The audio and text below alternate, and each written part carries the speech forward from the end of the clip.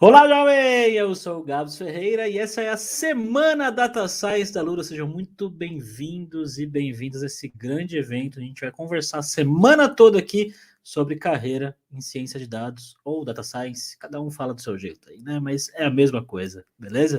Nós vamos conversar então sobre várias possibilidades de carreira dentro dessa área hoje na live aqui de segunda-feira. Durante a semana a gente vai ter outras lives, vocês devem ter visto lá na programação, né? E estamos com muita gente aqui na live hoje, né? Eu estava dando uma olhada aqui, estamos já com quantas pessoas? 322 pessoas nesse momento, 336 e aumentando. Muito legal, gente. Muito obrigado por estarem aqui hoje com a gente. Eu queria que vocês contassem de onde vocês estão assistindo a gente nesse momento, enquanto eu chamo os meus convidados e convidadas aqui dessa noite. Queria começar com o Igor Nascimento, que é instrutor da parte de dados aqui na Lura. Como é que você está, Igor? E aí, Gabs, tudo bem? Boa noite, pessoal. Eu sou, como a Gabs comentou, sou o Igor, sou instrutor aqui na Lura, na parte de Data Science e Machine Learning, e estou bem feliz em conversar com vocês sobre a carreira de mundo de dados. Muito bom. Estamos também com a Milena Gená, que trabalha no Scubatim aqui da Lura na parte de dados. Beleza, Milena? Beleza, Gabs? Boa noite, pessoal. Eu sou a Milena, como o Gabs disse, faço parte do Scubatim atualmente na área de dados e estou aqui para a gente falar muito sobre a carreira nessa área maravilhosa. Boa. Queria chamar mais uma prata da casa aqui da Lura, o Afonso Rios, que também é do Steam, da parte de dados. Como é que você tá, Afonso? Tá no mudo, o Afonso. Desmutou. E não consegue? Agora sim. Aí. Então, rebobina a fita, vamos lá. Olá, pessoal, eu sou Afonso Augusto, eu sou do Scubatim, também na área de dados. Eu sou uma daquelas pessoas que fica escondida lá para responder as respostas de vocês pelo fórum, né? A galera participa pela Lura. Muito prazer em ver todos aqui dentro da Semana de Dados e vamos nessa. Boa. E para fechar aqui o time de convidados de hoje, temos uma convidada muito especial, que é a Lívia Oliveira Ciabatti. Ela é cientista de dados, estou engasgando, tô tão emocionado com essa live hoje. Ela é cientista de dados lá na Vita. Como é que você tá, Lívia? Olá, gente. Boa noite. Boa noite, Gabs. Boa noite todo mundo aqui da Lura. Boa noite, pessoal que está assistindo. Tô bem. Vamos falar bastante desse mundo maluco e super espetacular que é o mundo dos dados. Boa, então assim, hoje especialmente, né, nessa live aqui, a gente vai falar sobre as possibilidades de carreira dentro da área de ciência de dados. Eu tenho um roteirinho com algumas perguntas aqui que eu vou fazer para os nossos convidados, e você que está vendo a gente nesse momento, vai mandando as suas dúvidas aí no chat da live, que daqui a pouco eu vou começar a pegar algumas dúvidas aí de vocês e trazer aqui para os convidados, beleza? Então, antes de mais nada, eu queria perguntar um pouco sobre a experiência de vocês com dados, né? Como cada um de vocês trabalha com dados no dia a dia? Começando pela Lívia, que foi a última que eu apresentei. Bom, a minha experiência com dados, ela começa muito na academia, né? Eu sou formada em informática biomédica pela USP de Ribeirão Preto. Eu fiz mestrado, doutorado também em saúde pública e toda a minha bagagem na área de ciência de dados começa, antes de tudo, sendo cientista, né? Então, eu trabalhei muito com dados voltados para a saúde materna, para saúde, para análise de evolução de parto, evolução de pré-natal. Também, inclusive, saiu hoje o artigo que eu usei dados para fazer avaliação de sexismo dentro da Universidade de São Paulo. Então, todo o meu background de conhecimento em análise de dados vem muito da saúde pública, da epidemiologia, dessas outras técnicas que já são muito clássicas. Ao mesmo tempo, por ter essa formação lá na informática biomédica, que é um curso que pouquíssimas pessoas sabem o que é, mas assim, é um curso que eu tenho muito orgulho de ter feito, a parte de aprendizado de máquinas, de desenvolvimento, também é muito forte, então eu consigo misturar razoavelmente bem todos esses dois campos. Por último, entre as minhas experiências, acabei trabalhando com processamento de linguagem natural, e agora, com a área dentro da Vita, como cientista de dados, a gente trabalha muito com dados observacionais do cuidado das vidas, né? É uma empresa de saúde suplementar, então a gente cuida muito das pessoas, é basicamente entender por que as pessoas estão usando o plano de saúde, o que faz elas cuidarem, como que a gente pode ter um cuidado mais preventivo para que essas pessoas realmente não consigam ser cuidadas antes de precisarem muito mais. Então, os dados entram aí. Como é que a gente consegue utilizar esse padrão, esses cuidados, para fazer cuidado preventivo, não só o cuidado curativo, que isso também vem muito da saúde pública, né? Então, se a gente sempre só tratar, só curar, sempre vai ser muito mais caro, sempre vai ser muito mais difícil. Então, vamos usar o dado antes, vamos usar o dado para saber quem que está precisando daquele cuidado, quem que a gente vai ajudar, faz a prevenção e a gente não tem um desfecho negativo lá na frente. Então, é um pouco disso que eu trabalhei, um pouco dessa mistura muito de interface de saúde e de tecnologia. Boa, muito legal mesmo. E você, Igor? Bom, o meu interesse por dados também começou na faculdade, né? Inicialmente eu queria ser desenvolvedor Java, estava tudo encaminhando para isso, até o último ano da faculdade que eu comecei o TCC e o orientador sugeriu alguns temas de machine learning, que eram matérias que a gente estava tendo na época, e me atraiu muito essa área de juntar diversos dados e construir modelos que poderiam ajudar a gente a fazer previsões, criar coisas novas, né? E isso também foi na época que eu entrei aqui na Lura, né? E a Lura me permitiu muito conhecer, estudar, né? Muito de estudo de tanto parte de data science quanto de machine learning, né? E aí eu fui cada vez mais gostando dessa área, né? E atualmente meu estudo é isso, então conhecer as tendências do mercado, tentar entender quais os melhores cursos que a gente pode produzir, né? Também tenho projetos pessoais, então eu gosto bastante de basquete, então eu pesquiso bastante, tentar fazer análise, previsões, entender os dados para o esporte, né? Então é isso que me trouxe, a minha experiência com os dados, né? E Milena e Afonso, o envolvimento de vocês com dados foi dentro da Lura também? Sim, meu primeiro contato foi na faculdade também, um pouquinho eu conheci a ciência de dados lá, mas como eu não tinha muitas matérias que me informavam sobre aquilo, eu procurei a Lura e foi quando eu tive meu primeiro contato assim forte com a ciência de dados. Sim, sim. No meu caso, eu, na verdade, rodei um pouco antes de chegar nisso. Eu também aprendi algumas coisas dentro da faculdade, lógica fuzzy, lógica rede neural e por aí, a linguagem de máquina um pouco. Só que eu acabei passando uma boa parte da minha vida, na verdade, mexendo mais com a parte de educação. Então, eu fui professor por 2 anos e ainda tive também um background na área de educação. Só que daí eu vim cair aqui na parte de área de dados, e inclusive entrei na Lura justamente por causa do meu background como professor e também um conhecimento um pouco dentro da programação Python. Então, acabei entrando aqui e ficando encantado por essa área de data science e desde já estou aprendendo muito, bastante com a Mi e com todo mundo do time. Muito legal, gente. A apresentação da Lívia, né, que ela falou que ela é da área da saúde e tudo mais, eu vejo muita gente que trabalha com ciência de dados na saúde especificamente, né? E assim, eu queria perguntar, acho que mais diretamente para a Lívia agora. Para quem, sei lá, eu, por exemplo, eu não sei nada de ciência de dados e eu não sei nada de saúde, certo? Se eu quisesse trabalhar com ciência de dados junto com você, certo? Eu conseguiria, eu precisaria fazer uma faculdade, eu precisaria fazer um curso. O que eu preciso para trabalhar junto com você, Lívia?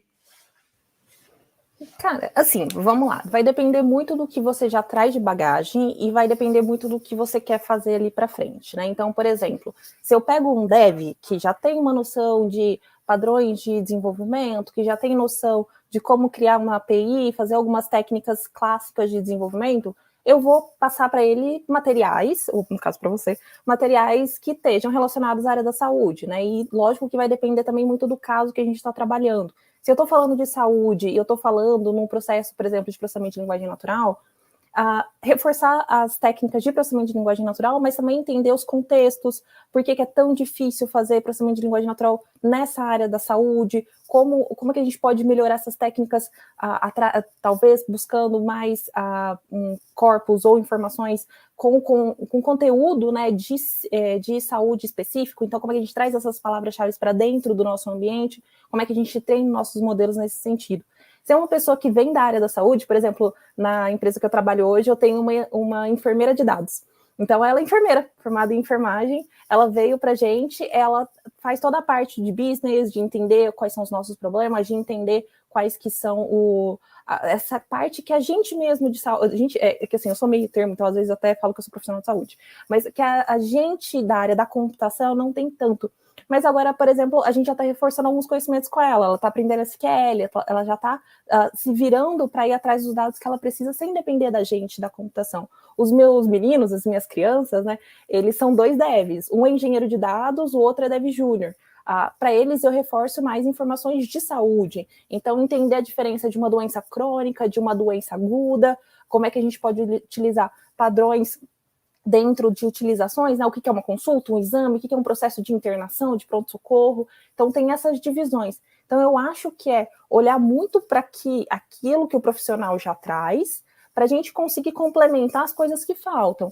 E aí dar projetos, dar ideias, dar objetivos, e para ver se a pessoa gosta daquilo, se ela se adapta àquilo e cresce dentro desta área. Então é mais ou menos isso que a gente tenta fazer onde eu estou. Eu também já fui, como eu sou da academia, eu venho muito da academia, né? Eu terminei meu doutorado literalmente ano passado. Eu também trabalhei bastante com TCCs, com alunos em formação dentro da informática biomédica. Então, também pensar nessas pessoas que vão sair logo, daqui a pouco, né? Perguntar para eles o que eles querem, usar esse momento de um TCC para desenvolver as técnicas que eles querem usar, para que eles vão poder, mais para frente, aplicar esses pontos mais de interesse deles, né? Então, evoluir eles dentro do que eles querem fazer, olhando os pontos fracos e os objetivos. Trabalhando isso até que, nessa perspectiva, eles consigam atingir os objetivos. Boa. E fora da ciência fora da área de saúde, gente, perdão, dentro da ciência de dados, mas fora da área de saúde, quais são as outras possibilidades que o profissional que manja de ciência de dados pode atuar?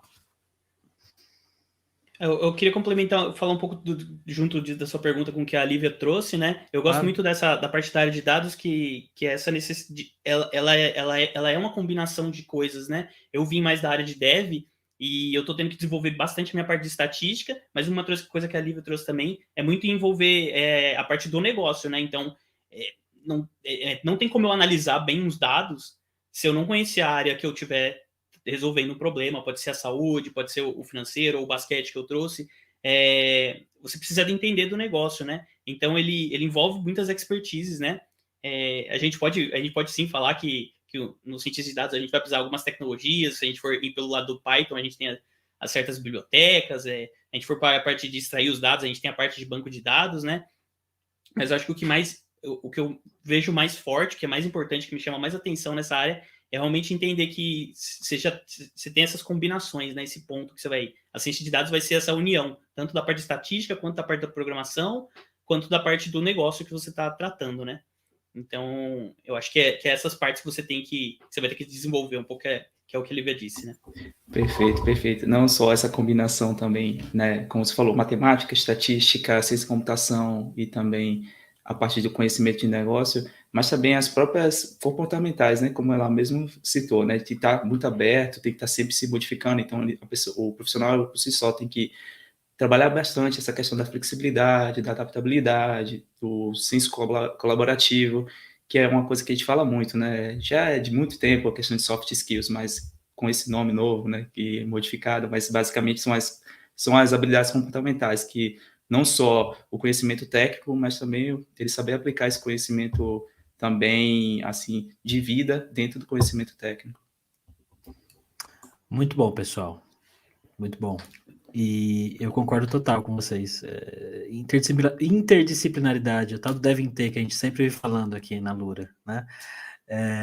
Mas eu vou refazer a pergunta, então, que eu fiz depois dessa, que era, fora a área de saúde, né? Que eu perguntei diretamente para a Lívia sobre como seria trabalhar lá, quais são as outras possibilidades de carreira dentro de ciência de dados? Aonde que a pessoa que manja de ciência de dados, eu ia usar o termo cientista de dados, mas eu já vi que tem termos diferentes, então vou falar só a pessoa que trabalha com dados, pode atuar em que mercados? Quem quer começar essa? Igor, o Igor vai. Não, quando você fez essa provocação, desculpa, não quero desviar de novo da sua pergunta, né? Mas que você trouxe que cientista de dados tem outras palavras, né? Então, uma coisa que a gente está conversado bastante também é dessas definições que existem hoje em dia. Eu acho que a ciência de dados está cada vez maior nas empresas, tudo. As responsabilidades estão sendo quebradas e cada um tem que ter uma atuação, né? Então, hoje em dia, a gente ouve termos como engenheiro de machine learning, engenheiro de dados, o cientista de dados, analista de dados. talvez numa empresa pequena, num projeto pequeno, alguém vai ter que cumprir todas essas funções, né? Como engenheiro de dados, ele vai ter que ir lá no banco de dados, entender de banco de dados, fazer essa extração, apresentar esses dados de uma maneira que seja proveitosa para o cientista de dados, né? E aí o cientista de dados vai fazer essa análise, vai criar os modelos de previsão. Então, mas como a coisa está ficando maior, nas empresas está cada vez mais presente ter essas diversas vagas. Então, por exemplo, se a gente for no LinkedIn hoje em dia, a gente vai encontrar diversas vagas fazendo essas descrições diferentes para esses cargos e exigindo conhecimentos diferentes, né? Então, mas eu acho que eu fugi um pouco da sua pergunta, mas eu acho que a gente pode explorar um pouco disso. Eu não sei se você quer mostrar alguma vaga, por exemplo, que a gente pode ver. Sim. A gente pensou em compartilhar a tela e mostrar um pouco das vagas. Vamos. Deixa eu só abrir minha tela aqui. Já está aparecendo para vocês? Tá. Sim, a gente está vendo o cientista de dados júnior. Aqui. Igual o Igor falou, como a ciência de dados cresceu muito, a gente foi vendo essa necessidade, né, de quebrar em engenheiro de dados, em cientista de dados, tem os analistas de dados, engenheiro de machine learning e por aí vai. E para mostrar que esse é um mercado muito grande e que tem diferentes possibilidades, a gente pesquisou aqui no LinkedIn, cientista de dados júnior, filtrando para ser vaga só no Brasil, e olha a quantidade de vagas que a gente encontrou aqui. 2.433 resultados, são quase 2.500 vagas só de cientista de dados. Agora, se a gente for pesquisar por analista de dados, que é uma dessas outras atribuições, analista de dados no Brasil, a gente tem mais 4.900 resultados, então é um número muito grande de vagas, o profissional ele é muito solicitado no mercado, a gente pode ver aqui. E eu acho que a gente pode dar uma olhadinha no que eles estão procurando nessas vagas, né? Vamos olhar, eu tinha aberto uma aqui já, de cientista de dados júnior. Vamos ver aqui sobre a vaga. É necessário que você tenha conhecimento em SQL, Python, vivência com análise estatística, igual o Igor citou, que é algo que ele está até tendo que estudar mais agora, e noções de machine learning. Essa é uma vaga mais júnior, né? Por isso ela não exige tanta coisa, como a gente pode ver. É alcançável e não demora tanto tempo, né? Para ter todas essas habilidades que ela está pedindo aqui. Se eu puder complementar a pergunta, né, que o Gabs falou, que área, né, que a gente pode trabalhar? Bom, eu acho difícil uma área hoje que não tenha dados como, se não a sua base, uma área muito estratégica de evolução, né? Então, a gente está falando em saúde, a gente está falando de construção, a gente está falando de indústria de petróleo, tem áreas que às vezes a gente nem imagina, são nichos muito específicos que os dados estão lá e as pessoas estão utilizando. Então, assim, acho que é muito importante ter o contexto do que você quer trabalhar, qual a temática, porque dados e até até os algoritmos de aprendizado de máquinas em geral, eles são muito adaptáveis. Em geral, o que a gente precisa fazer em ML, né, é você ter, se for um supervisionado, você tem um desfecho e os atributos. Isso você pode fazer para qualquer lugar. Então, acho que o mais interessante é até a perspectiva de que qual a área que você quer atuar? É a área de saúde? É a área de fraude? É a área de compras? É a área de marketing? Tudo isso tem expectativas e tem espaço para trabalhar com dados. Aí é o que a gente está conversando, né?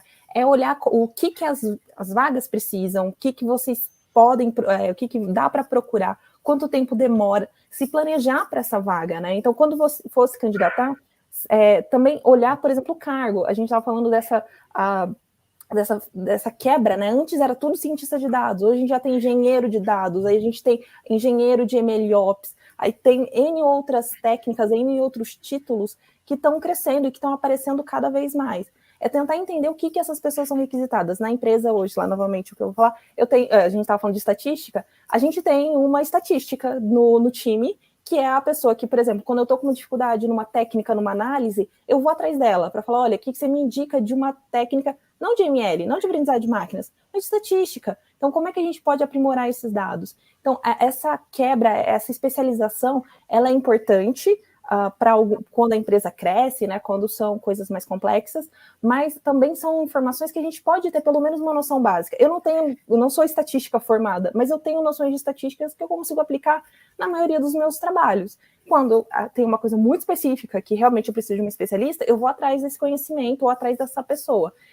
Pensando em pessoas, né, júnior que estão começando, acho que é realmente ir atrás dessas técnicas mais coringas, né? Então a gente está falando de SQL, a gente está falando de Python, a gente está falando de R, mas não necessariamente que isso vai te travar. E isso que eu acho legal. Você sabe R? Provavelmente vai ter uma vaga de R para você. Você sabe Python? Provavelmente vai ter uma vaga de Python para você.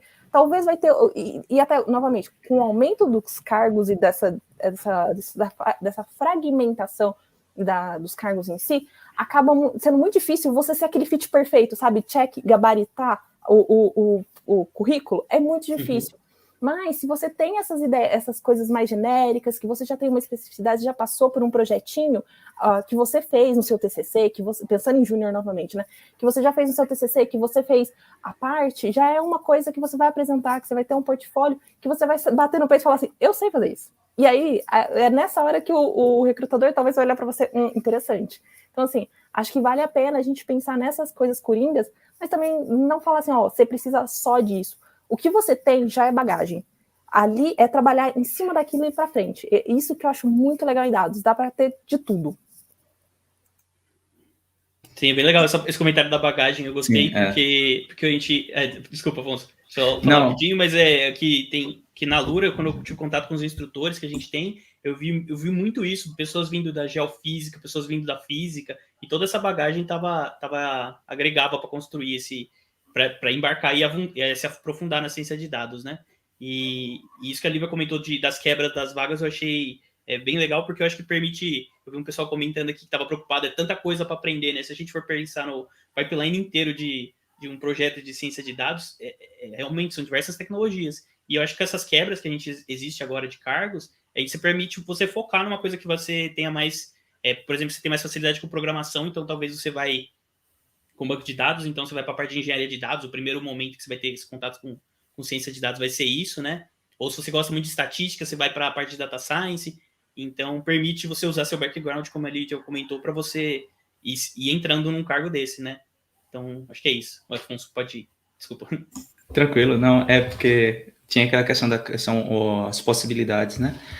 Por exemplo, né, se vocês forem analisando aí nas próprias lives, cada live a gente vai trazer um tema, né, diferente. Então, a gente tem os backgrounds de saúde, por exemplo, vai ter background de finanças, vai ter também a parte também ligada aos esportes, né, de falar justamente de rendimento. Então, todas essas áreas já são áreas interessantes e totalmente a par do uso de dados, né? Então, a gente tem uma grande gama. Onde tem dados, dá para se trabalhar com data science.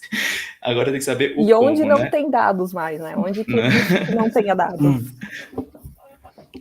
Essa vaga que você estava olhando aí, Milena, é uma vaga para júnior? Isso, é para um cientista de dados júnior. Aqui. Boa. Legal. E ela pede essas habilidades, SQL, Python, uma vivência com análise estatística e noções de machine learning. E aqui para baixo... A gente trouxe, né, quando a gente olhou essa vaga, a gente gostou bastante dela, porque é uma vaga que não vai espantar ninguém com conhecimento, né? Então, existe a possibilidade, dependendo da faculdade que você fez, você já teve esse contato com o machine learning que você precisa, com o SQL e o Python, né? Então, com um pouquinho, você já vai conseguir, talvez, se candidatar para essa vaga, e ainda mais se você conseguir fazer algum projetinho, você teve algum TCC, como a Lívia comentou, você já pode se sentir confortável de ir para essas vagas. Então, é uma vaga bem acessível mesmo, como um júnior deveria ser. Eu vou dar só um background aqui na minha história, né? Que, assim, até 1 ano e meio atrás, eu desenvolvi já em PHP, em Java, em essas coisas tudo aí. Olha aí!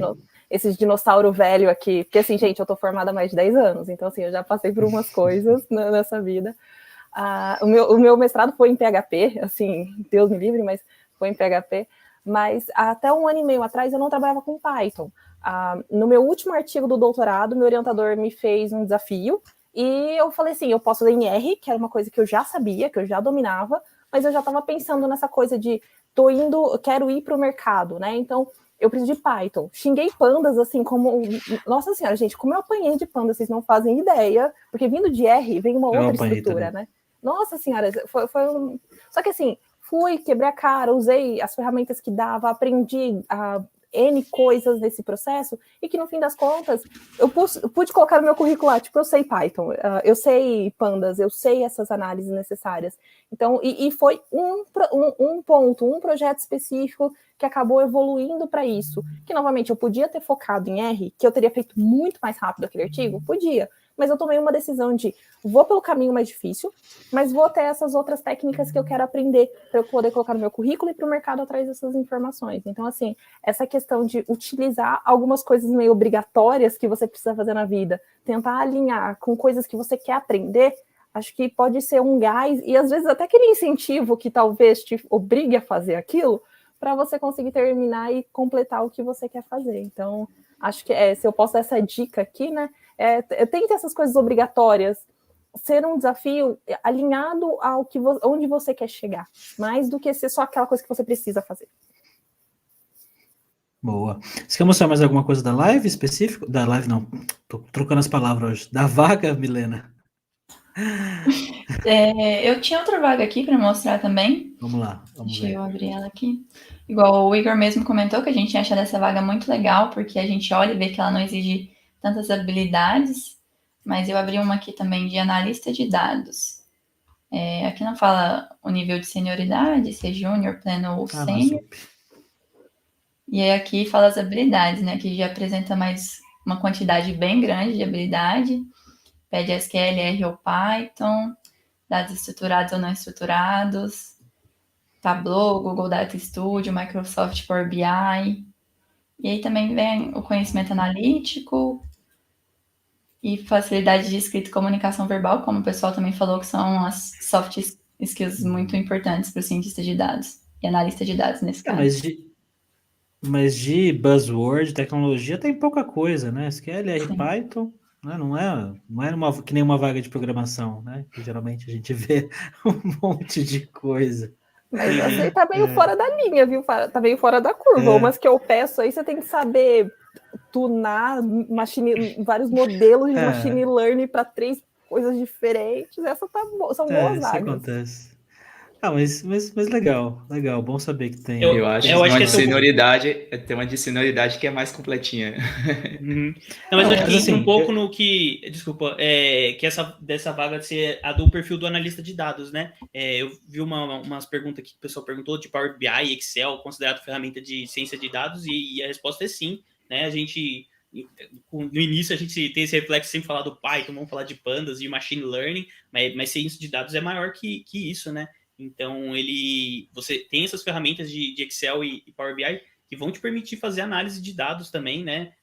Você pode fazer a parte de criação de modelos, mas também uma parte do negócio que é bem importante é você colher esses dados e conseguir contar uma história sobre esses dados, tirar insights desses dados, conseguir apresentar esses dados, então, para outras áreas de negócio, né? Então, essas ferramentas, sim, fazem parte da ciência de dados. E eu acho que um pouco desse perfil dessa vaga que a gente está olhando é bem isso, né? É mais uma desses cargos que existem, né? Então, a gente tem o engenheiro, mas a gente também tem essa pessoa que vai ficar muito próxima da pessoa de negócio e vai conseguir traduzir os dados, apresentar esses dados de uma maneira legal. Então, acho que é um pouco desse perfil. Mais um perfil, então, o pessoal que tem facilidade já conhece o Excel, né? Eu acho que a maioria das pessoas já teve algum contato com o Excel. É um caminho para você começar, né? Não precisa ser com a programação, né? Que às vezes não é todo mundo que vai estar familiarizado com a programação, sente a vontade logo de cara. Então, existe essa possibilidade, sim. Você pode começar por aí, fazer suas primeiras análises, tirar seus primeiros insights. E existe vagas para isso também. Então, você vai... Boa. Acho que é isso. Bom, a gente viu 2 vagas aqui, então, que aparentemente são para iniciantes, né? Mas eu queria perguntar para vocês. Eu vou tirar aqui da tela agora, vou perguntar diretamente para vocês, na opinião de vocês. Temos aí quase 800 pessoas vendo a gente aqui na live. Eu imagino que muitas das pessoas têm vontade de entrar na área de dados, né? Eu já vi que tem gente de mais idade aí perguntando, putz, eu consigo entrar com 40 anos, com 38, com 35? A gente pode falar um pouco mais sobre isso, mas a resposta direta para você é sim, consegue, tá? Mas eu queria saber, que uma pessoa júnior, né, que está entrando no mercado agora, que vocês recomendariam que essas pessoas estudassem para conseguir essa primeira oportunidade? Né? Quais são os tópicos, linguagens e palavras, buzzwords mesmo, que vocês falariam para as pessoas estudarem? Quem quer começar? Eu escolho? Eu posso falar um pouquinho. Vai lá, Guilherme. Eu sou, assim, particularmente iniciante, né, na área de dados. Estou ali aprendendo muito agora que eu estou trabalhando na Alura. E as primeiras coisas que eu tive contato foi o Python mesmo, mas focado para o Data Science, aprendendo as bibliotecas Pandas, NumPy, Seaborn. Eu acho que é essencial, são bibliotecas que é muito importante a gente aprender, principalmente no início da carreira, assim. Se alguém quiser complementar. Eu posso complementar, qualquer coisa vocês me cortam, tá, gente, que eu falo bastante. Mas eu acho que entra também bastante na perspectiva do que quer, né? Então, vamos lá, cientista de dados, super concordo com a Milena. Pandas, Python, alguma biblioteca de visualização, de análise exploratória, talvez algumas bibliotecas de estatística mais básicas, né, para fazer teste de hipótese, para fazer comparação, intervalo de confiança, algumas coisas mais nesse sentido. Mas se você quer ser, por exemplo, engenheiro, talvez você trabalhar com uma quantidade de dados maior. Então, aí entra outras técnicas, entra outras perspectivas, como, querendo ou não, alguma cloud. Aí a gente está falando da Azure, a gente está falando do Google Cloud, a gente está falando da Amazon, a gente está falando de PySpark, outras técnicas, outras ferramentas nesse sentido também, que vai trabalhar com grande volume de dados, com uma eficiência maior, né, mais rapidamente do que um CSV, por exemplo, né? Agora, se a gente está falando de análise, a gente é analista de dados, a gente realmente está falando de um Power BI, a gente está falando de um Looker da vida.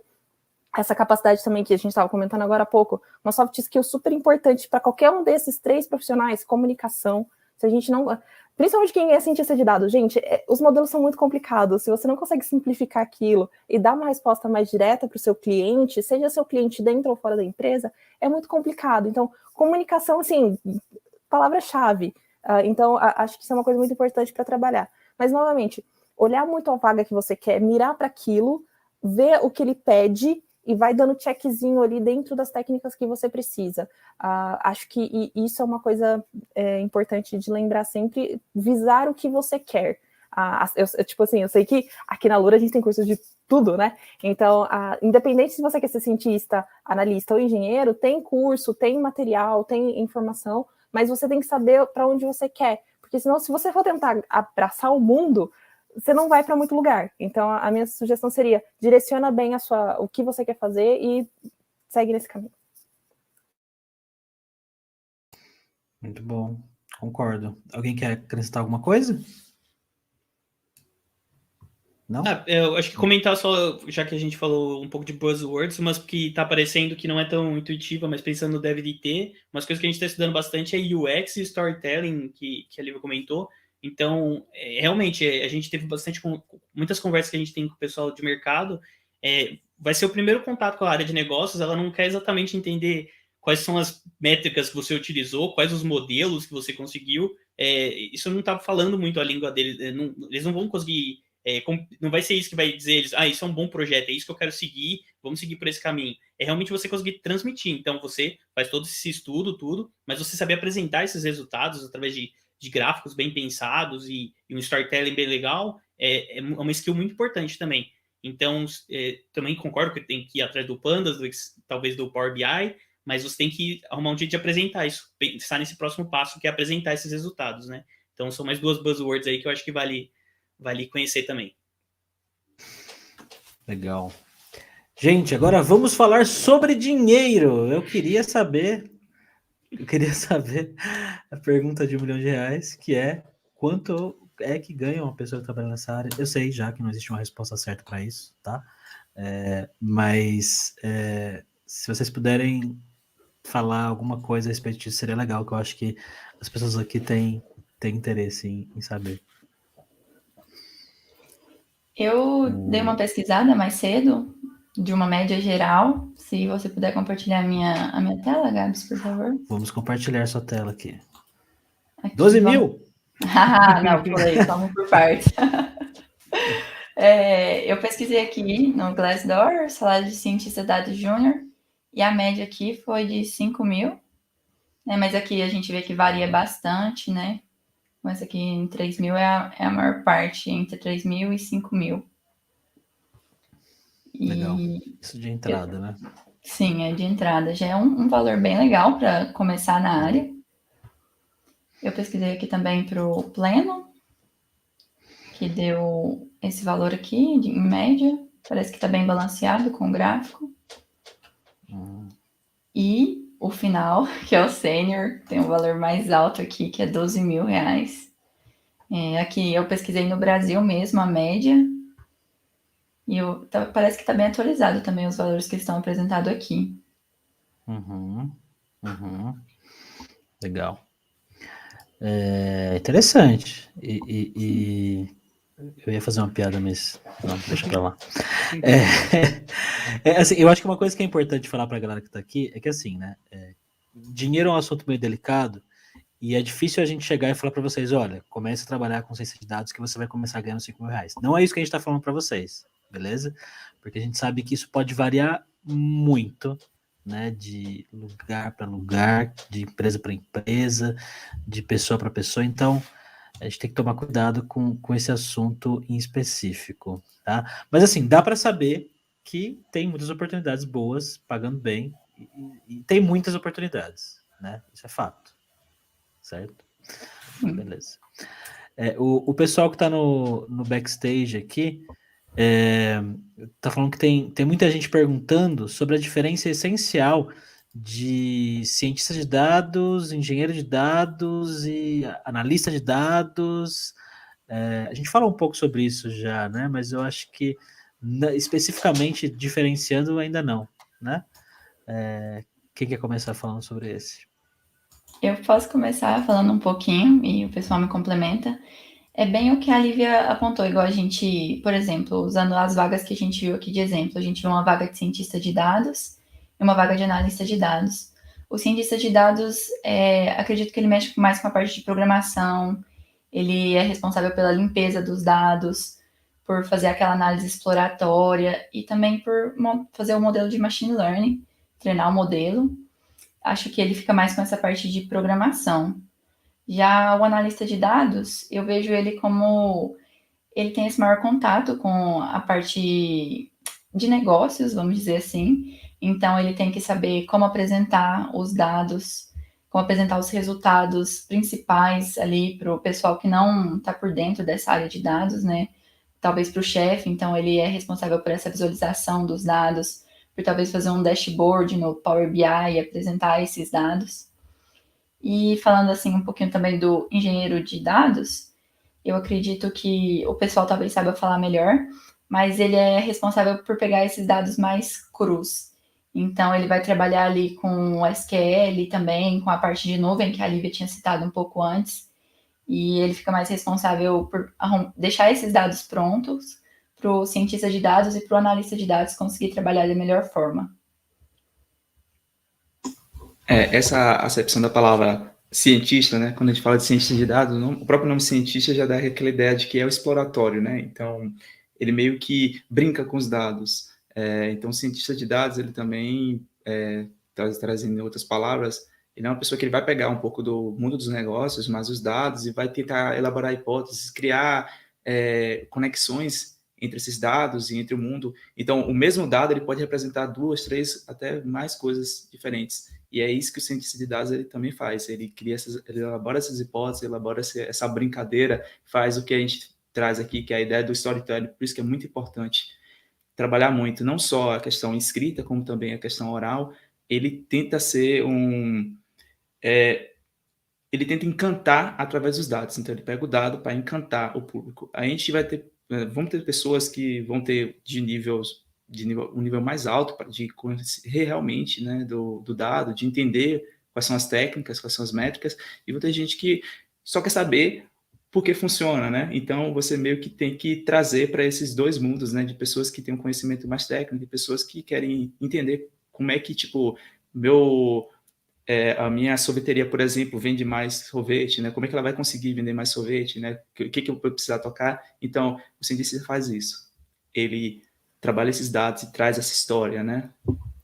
Eu complementaria que o cientista, ele usa realmente o método científico, né? Então, a gente começa, como você falou, da hipótese. Então, a gente olha... Primeiro, a gente olha para os nossos dados, né? Então, a partir dos nossos dados, a gente tem uma pergunta. A gente pergunta para os dados, manipula eles, faz o que precisa fazer, os testes que precisam fazer, para saber se aquela hipótese é verdadeira ou não. Em alguns casos, a gente precisa ir além. A gente precisa colocar alguma coisa no mundo para a gente testar. E aí a gente faz um experimento e vê como é que volta essa resposta, e acompanha esse experimento, né? Como é que ele evolui, como é que a gente consegue ter novas respostas. A gente sempre, acho que um exemplo muito clássico, né, o Netflix, tanto que ele usa testes AB para definir como é que é a interface, o que eu vou apresentar para a Lívia, o que eu vou apresentar para a Milena, como é que a gente vai colocar, se é vermelho, se é azul. Então, isso faz muita parte também do dia a dia de um cientista de dados, experimentar aquilo. Então, eu tenho um processo acontecendo na minha empresa. Aquele processo está eficiente? Tá, será que a gente consegue melhorar? Mas como é que a gente consegue melhorar? Então, aí eu crio 2 protocolos, eu falo de cuidado, desculpa, pessoal de saúde, 2 protocolos de 2 protocolos de ação. A gente vai avaliar aqueles 2 protocolos, melhorou ou não piorou? Isso é o que o cientista vai acabar olhando. Quando a gente fala do engenheiro, geralmente a gente fala muito de infraestrutura, né? A gente está falando de organização do banco de dados. Então, eu tenho 5, 6 bancos de dados, cada um na infra, cada um de um jeito. Como é que a gente coloca tudo isso junto, de um jeito organizado, que dá para achar, que dá para entender?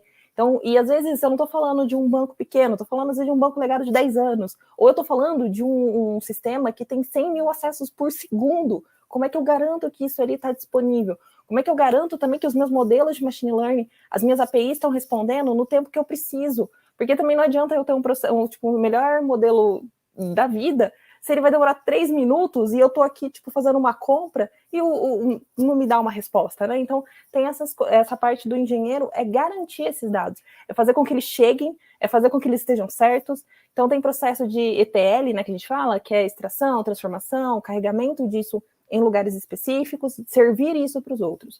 O analista é realmente essa questão, pelo menos na minha percepção, tá, gente? Mais ligado para o negócio. Então, meu gerente, ele não precisa saber se eu estou usando, qual modelo matemático mais maluco que eu estou usando. Isso não faz sentido. Ele precisa saber se a partir daquele modelo aumentou ou diminuiu minha venda, aumentou ou diminuiu meu acesso a um hospital, por exemplo. Eu não preciso de eu preciso de um gráfico. E é isso que o analista vai fazer, é entender aquela necessidade que o meu gerente está pedindo, porque nem sempre também ele vai saber perguntar aquilo, e, gente, sair de um pedido para um gráfico não é tão fácil quanto parece. Então, o analista vai fazer essa parte, essa transformação de regra do que foi pedido para uma interpretação e ter esses dados que vai ajudar o meu gestor, ajudar o profissional que está olhando para aquilo a tomar uma decisão.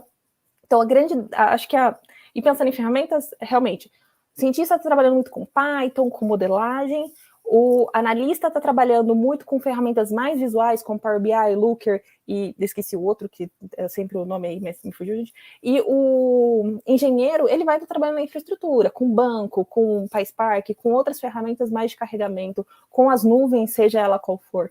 Então, eu faço essa divisão mais nesse sentido. Muito legal. Temos uma dúvida legal aqui também do Vinícius Souza. Ele quer saber, ele está falando que sei que é muito importante ter projetos pessoais na área de tecnologia. E quais seriam bons projetos para iniciantes em ciência de dados? Olha aí, muito bom. Quem quer começar? Eu acho que todos, né? Mas eu vou... Vai lá, Milena. Igual a gente vem falando, eu acho que também vai depender para qual área da ciência de dados que ele está querendo seguir. Acho que vale muito aquela dica que a Lívia deu de pesquisar uma vaga e falar, ver o que aquela vaga está querendo, as habilidades específicas e tentar montar um projeto com base naquilo. Então, se eu quero uma vaga para cientista de dados e lá aquela vaga está exigindo Python, algumas bibliotecas, um projeto interessante seria pegar uma base de dados disponível na web. O Kaggle é um site que tem muitas bases de dados, por exemplo, e explorar aquela base de dados, fazer a limpeza dos dados, fazer toda uma análise exploratória, mostrando os gráficos, mas sempre discursando sobre aquilo, né? Sempre falando tudo que você está fazendo, sempre explicando quais as principais análises que você está conseguindo tirar, e também no final montar um modelo, treinar um modelo de machine learning. Isso no exemplo que eu estou dando, se ele quiser seguir uma área de cientista de dados. Mas acho que o importante mesmo é olhar a vaga específica que ele quer e tentar construir um projeto com base nas habilidades que aquela vaga está solicitando. A gente até fala que se a pessoa quiser brincar, né, com os dados, tem, por exemplo, o Kaggle. O Kaggle tem bastante bancos de dados de algumas situações que a pessoa pode utilizar. Por exemplo, tem uma de filmes, né, inclusive é uma baseado em uma ideia também que a gente tem dentro de um curso da Lura, que ele pode pegar uma base de dados e brincar com essa base de dados, ver qual é a língua que tem mais filmes, né? Qual é os filmes que tem maior pontuação, os filmes de terror, filmes de comédia, e brincar com esses dados aí. Então tem sempre Acho que seria legal comentar com o pessoal o que é o Kaggle, que a gente está falando aqui, mas Kaggle pode ser um termo novo para muita gente que está aqui. Tá certo. Igor, quer falar o que é o Kaggle? Você que mexe muito com ele. Eu posso falar. É uma plataforma que vai permitir tanto... Agora eu vou cair na armadilha de falar de outra coisa, né? Mas quando a gente está fazendo análise de dados, a gente trabalha com um notebook, que é o nome de uma ferramenta que a gente utiliza, né? Que permite que a gente tanto programe quanto com Python ou até R, mas também crie textos de guia para você explicar exatamente o que você está fazendo em cada etapa. Então, tem essa ferramenta. Então, o Kaggle, ele permite tanto que você trabalhe com os dados já dentro dessa plataforma. Então, lá dentro mesmo, você vai começar a codar já, vai começar a experimentar as bases de dados. Essa plataforma também vai ter muitos dados, então as pessoas podem subir os bancos de dados lá que elas têm interesse. E uma das coisas mais legais que tem no Kaggle é os desafios, né? Então, as pessoas, além de trazer a base de dados, eles contam o que eles querem resolver, né? Então, existem prêmios, competições até que recebem prêmios, se você conseguir criar o melhor modelo, fazer a melhor análise, né? Então, uma plataforma que envolve uma comunidade, então tem muita gente lá discutindo sobre esses problemas, sobre essas bases de dados, vai ter uma aba lá só de discussão do pessoal conversando sobre a base. Então, é um lugar centralizado, onde tem vários cientistas de dados, onde você vai encontrar base de dados, vai encontrar pessoas discutindo e ainda vai te permitir programar. Então, acho que essa é a ideia geral. Mas a gente pode falar também de várias outras bases de dados abertas que a gente tem, né? Então, por exemplo, eu que sou da área da saúde, a gente tem o DataSUS, que são dados do Brasil inteiro. Um aluno meu de TCC pegou uma base de 32 gigas de parto do histórico do Brasil e foi trabalhar com isso. Então, assim, para cada área você pode conseguir várias bases, você pode construir a sua base. Uma outra coisa que dá para brincar, né? Vou fazer um crawler que vai buscar na internet algumas informações que me interessam porque o banco não está pronto. Então, eu vou construir o meu banco, eu vou achar isso. Tendo a pergunta certa, tendo o caminho e o objetivo que você quer nesse projeto, dado é uma coisa que não vai faltar.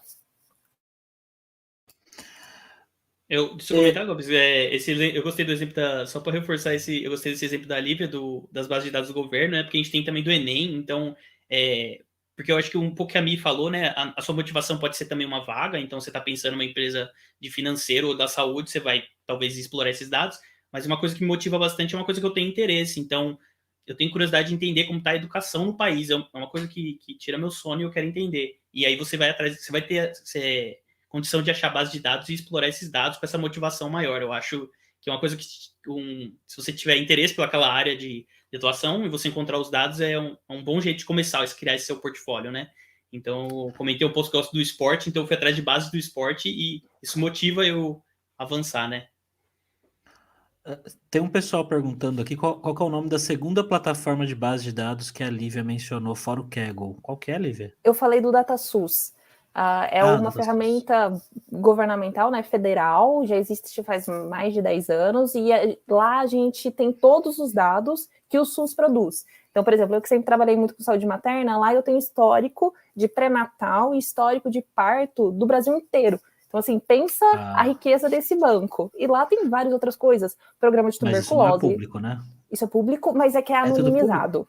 Só que é anonimizado. Então lá eu não vou ter o nome da mulher, mas eu vou ter o nome, eu vou ter nome não, vou ter o nome da instituição onde ela pariu, eu vou ter quantos filhos ela já teve, se o parto foi uma cesárea ou se foi um parto mesmo. Legal. Eu vou ter essas informações, eu vou saber se a mulher morreu, se não morreu, essas coisas. Então dá para trabalhar com bastante coisa lá. DataSUS. Muito legal. Muito legal. Quando você falou, eu achei que era uma coisa fechada. Olha só. Não, é super aberto, gente. Quem quiser acessar, tá lá. Tem até o da Fiocruz, que chama PCDAS, que é tipo o programa de ciência de dados da Fiocruz, e lá tem dados já enriquecidos. Então, em algumas bases que você teria o número 1 para indicar uma coisa, eles já falam, não, assim, nulípara, que é um termo de parto, né? ou já vai estar enriquecido, já tem informações a mais. Então, dá uma olhada PCDAS da Fiocruz também, bases, ó, belezinha. Muito bom. Tem uma dúvida aqui, da Devar está perguntando quais seriam as soft skills mais importantes para quem quer entrar nesta área. E aí, galera? Aí, vamos lá. Posso fazer um momento jabazinho? Opa! Não. Próximos dias aí vai entrar um artigo falando justamente sobre isso. Né? Um artigo que junto com o time eu escrevi e vai falar justamente das soft skills mais importantes, mas se eu tiver que elencar 4 principais, colaboração, né? Porque não é um trabalho que você vai fazer sozinho, você vai precisar entrar em contato com muita gente, conversar, procurar entender do negócio, então você vai precisar justamente estar dentro. Imagine você fazer um trabalho desse todo sozinho, dentro de uma empresa com grandes bancos de dados. Na verdade, vai ser um trabalho que você realmente vai precisar ter contatos e conseguir se movimentar por vários nichos para conseguir aprender e aplicar. Uma é o storytelling, que a gente tanto fala aqui, né? Que é como atrair o seu público, como atrair o seu cliente, como trazer uma solução ou até hipóteses para que algum problema seja realizado, ou para que seu dado ele tenha uma funcionalidade, né? Ele não seja só o dado pelo dado. Então, o storytelling seria uma segunda bem importante. Uma terceira ideia também é proatividade. Então, não fique esperando, né? Você tem que ir atrás, pesquisar, procurar outras pessoas, procurar outras métricas. Como a Lívia falou da questão que ela tem uma estatística, então ela procura estatística para saber qual é o método que ela pode utilizar para dentro da pesquisa dela. Então, e outro, né? Fechando aqui das 4 principais, flexibilidade e adaptação. Você precisa se adaptar, né? Você precisa ser flexível, porque vão ter momentos em que você não vai ter certos dados, ou você vai ter que buscar dados de outros lugares, você vai precisar de uma ajuda para conseguir interpretar os dados, para conseguir ver um caminho de saída. Então, você precisa estar sempre atento à necessidade do seu cliente, né? Então, por exemplo, se você for, por exemplo, um freelancer, se não for ligado à empresa, pode ser que você trabalhe com um tipo de dado, e outro você vai ter que trabalhar com outro, e são áreas totalmente diferentes que você vai ter que aprender coisas diferentes, mergulhar em mundos diferentes para conseguir fazer o seu trabalho, né? Então, eu elencaria essas 4 como principais soft skills. Mas leiam o artigo quando sair. Alguém quer adicionar alguma coisa? Soft skills? Não? Beleza. Então vamos a uma outra pergunta que eu acho que muita gente deve estar se questionando aí, que é a do Elber, que quer saber se você achou fundamental fazer uma graduação voltada para a área de tecnologia para trabalhar com ciência de dados. E aí? Eu posso começar falando dessa. Eu ainda não sou formada, tô fazendo a graduação agora, mas eu faço engenharia biomédica. Sou de uma área semelhante aí à da Lívia, que falou sobre a informática biomédica. Não, assim, no meu curso a gente não aprende quase nada relacionado a isso, para não dizer nada. Então, eu não acho que você precisa de ter uma graduação relacionada à tecnologia para ingressar nessa área da ciência de dados, até porque, como a gente já falou um pouquinho antes, é uma área que dá para você trabalhar em diversas outras áreas, como, por exemplo, o esporte, a saúde, igual a Lívia trabalha na saúde, dentre 1 milhão de áreas, porque não existe uma área hoje que não tenha dados. Então, cientista de dados ou engenheiro de dados, seja qual for sua profissão da área de dados, você vai conseguir trabalhar assim, independente da sua graduação, seja de tecnologia ou não. O Afonso também não é formado, né, Afonso, na área de tecnologia, se você quiser falar um pouco. Eu mergulho, né? Eu sou formado em tecnologia, eu sou engenheiro eletricista e também sou professor de matemática, então eu mergulhei por 2 mundos diferentes. E eu acho sempre bem importante, mas assim, não sinto como se fosse necessário, né? Se a pessoa, eu formei, sei lá, em 2017, tem alguns anos, uns 4 anos, que eu não tinha nenhum contato, basicamente, com a parte de programação, estava lecionando em sala de aula, professor de ensino fundamental, de matemática, e daí voltei e estou amando mexer com data science, então não é necessário ter uma formação, ela ajuda a abrir muitos caminhos, até porque tem vários que vão ter, mas a vontade de aprender e, claro, a aplicação, né, em aprender os conceitos de data science já são suficientes.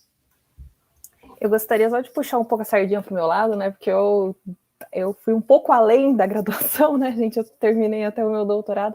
Eu acho que, assim, para você ser um cientista de dados, não acho que você precisa de uma graduação, mas eu acho que a graduação e a educação formal, ela te traz uma série de outras experiências e vivências que você pode conseguir no mundo, mas ela já te traz meio que num pacotinho super compensado e, tipo, te dá muito rápido. Então, às vezes, as pessoas diminui o valor de uma graduação. Eu acho que não é bem por aí. Eu entendo que não é tudo, não é uma coisa que vai te definir, mas isso vai te trazer tanta bagagem atrás que vai te ajudar a ser um profissional muito melhor. Então, a minha sugestão é, você não precisa ser formado, você não precisa ter um título de bacharel em ciência de dados, mas você pode ter algum outro título, alguma outra graduação, alguma outra formação que te trouxe uma bagagem que não necessariamente você vai conseguir no seu dia a dia. Por exemplo, a parte de ser cientista, o método científico, às vezes, num curso mais formal, numa iniciação científica, num processo dentro de uma graduação, você vai conseguir isso muito mais dentro de você, muito mais arraigado, e você vai trazer isso para você ser um profissional melhor. Então, acho que são coisas que agregam. Não acho que um não anula o outro, muito pelo contrário. Eu acho que educação, quanto mais, melhor. Concordo. Essa pergunta de preciso ter faculdade ou não é uma que sempre surge nas lives quando a gente está falando de carreira e mercado. E assim, o que a gente percebe, pelo menos na área que eu estou mais próximo, que é de programação, eu não estou tanto de ciências de dados, a gente percebe que cada vez menos é um pré-requisito para você trabalhar no mercado. Mas como a Lívia falou, educação, quanto mais melhor. Se você puder, faça. A Márcia tem uma boa aqui também, ela está falando que já tem alguns cursos na área, mas não tem o curso superior e uma séria dificuldade de conseguir o estágio na área, que geralmente costuma ser a primeira oportunidade das pessoas, né? Então, o que fazer para se destacar não estando na faculdade, não tendo um estágio? Eu acho que projetos. Pega os cursos que você, como você disse, já fez vários cursos, aplica os conhecimentos que você adquiriu nesses cursos em projetos. Desenvolve algum projeto, pode ser até semelhante ao que você viu no seu curso, como que foi desenvolvido, mas desenvolve algo seu, algo que seja da sua própria autoria e coloque no seu GitHub, por exemplo, que é um lugar ótimo para você construir o seu portfólio. E aí você vai fazendo esses projetos, você vai conseguir construir um portfólio. E assim, igual a gente olhou uma vaga de cientista dados júnior, como você não está na graduação, você pode procurar ir para uma vaga júnior. Então, você faz os seus projetos, candidata para essas vagas, sempre colocando que você tem um portfólio no GitHub com esses projetos, que eu acho que é o ponto que mais destaca, ter esses trabalhos de autoria própria. Alguém mais? Quer dar um pitaco sobre esse assunto? Eu acho que vai muito nesse sentido. Esse portfólio, eu acho que ele é muito rico. Tanto no GitHub, LinkedIn, textos, tudo que você puder produzir e colocar para fora, mostra que você sabe. Acho que não é só realmente... Tem algumas coisas que vão além. Então, se você sabe se vender, se você sabe colocar aquilo... Você fez um código bonito, bem arrumado, que ali fica fácil de outra pessoa reproduzir... É muito diferente de você terminar seu projeto, tá? O código tudo meio arrumado. Você sabe que você vai precisar de 5.323 passos para conseguir rodar ele. Acontece, todo mundo já passou por isso. Mas se você deixa um código bonitinho, com o readme certinho ali, é muito mais fácil. Então, as pessoas olham isso. As pessoas, principalmente, talvez não tanto na primeira fase de RH, mas depois, quando você vai para uma entrevista técnica, isso tem um valor incrível. E se você tem textos, então se você consegue comunicar o seu projeto por outras formas, talvez até o pessoal da RH já vai ler aquilo e vai falar, essa pessoa tem um diferencial. Então a minha dica é essa, se coloca fora por outras coisas, por outras ferramentas. Eu acho que escrever sobre o que você está estudando, sobre o que você está fazendo no momento, sobre a sua jornada de mudança de carreira, de entrada no mercado, né, sobre, puta, eu tô com dificuldade, escrever sobre essas coisas e sobre o que você está fazendo no dia a dia, eu acho que ajuda muito. Eu vou colocar aqui no chat o Medium, que é um blog de um rapaz que estuda com a gente aqui na Lura, e ele é um dos nossos alunos stars, ele chama Francisco, e ele é bibliotecário, e ele começou a estudar ciência de dados relativamente recentemente, chegou a fazer um bootcamp com a gente, e ele está escrevendo direto sobre as coisas que ele está estudando, que ele está aprendendo. No início ele estava bem travado, e agora ele escreve bastante, e isso é bem legal. Então, escreve sobre, adiciona as pessoas que você sente que são referência no LinkedIn, mete o louco mesmo, vai lá, adiciona a Lívia, adiciona todo mundo que está aqui, troca ideia, manda mensagem, enche o saco, sabe? Não tanto, mas... Networking, né? Caras. Network, até aquela coisa que eu falei, graduação, às vezes lá na graduação você vai ter esse networking que você vai construir. Tipo, meu último emprego eu consegui por conta de network da graduação. Então, começar a interagir com pessoas, conversar na cara de pau mesmo. Lógico, não sejam incômodos, tá, gente? Sim. E só um adendo que eu queria fazer, que eu trabalho bastante com questão de gênero. Mulheres, não se preocupem, vocês não precisam gabaritar 100% das vagas. Se candidatem, se coloquem, se posicionem e vão atrás das vagas que vocês também conseguem, tá? Boa. Gente, eu preciso fechar essa live, porque a gente já estourou o tempo aqui. Tá, mas perdão. Uma coisa final que eu queria falar, que para praticar e para criar portfólio, para quem estuda com a gente aqui na Lura, a gente tem os challenges da Lura, que são momentos muito legais para criar projetos e usar como portfólio, ou colocar no LinkedIn, no GitHub e por aí vai. Mas é isso, gente. Muito obrigado pela presença de vocês aqui hoje, tá? Foi muito legal. Eu falei para vocês que ia passar rápido, né? O pessoal estava meio ansioso aqui antes de começar.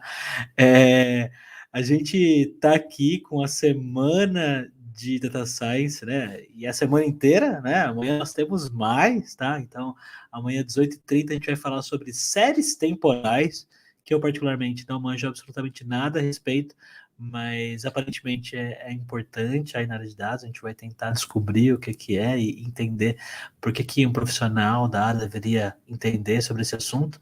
E boa noite, gente. Todo mundo aí dando... Todo mundo falando que, pô, acabou. Pô, gente, desculpa, a gente tem que terminar. Mas é isso. Alguém quer dar algum recado final pra galera aí? Eu acho que só reforçar para vocês continuarem acompanhando a semana. A gente, nas próximas lives, vamos falar sobre a aplicação da ciência de dados em diferentes áreas. Então, é bem bacana, vai ter conteúdo bem legal. Boa. Espero vocês aqui de novo amanhã, tá? Você que não teve essa dúvida respondida, desculpa, não deu para ler tudo, mas amanhã a gente vai conversar mais e vamos pegar mais dúvidas e conversar mais, tá bom? Até amanhã então, pessoal. Tchau. Tchau, pessoal. Tchau, pessoal. Tchau, gente.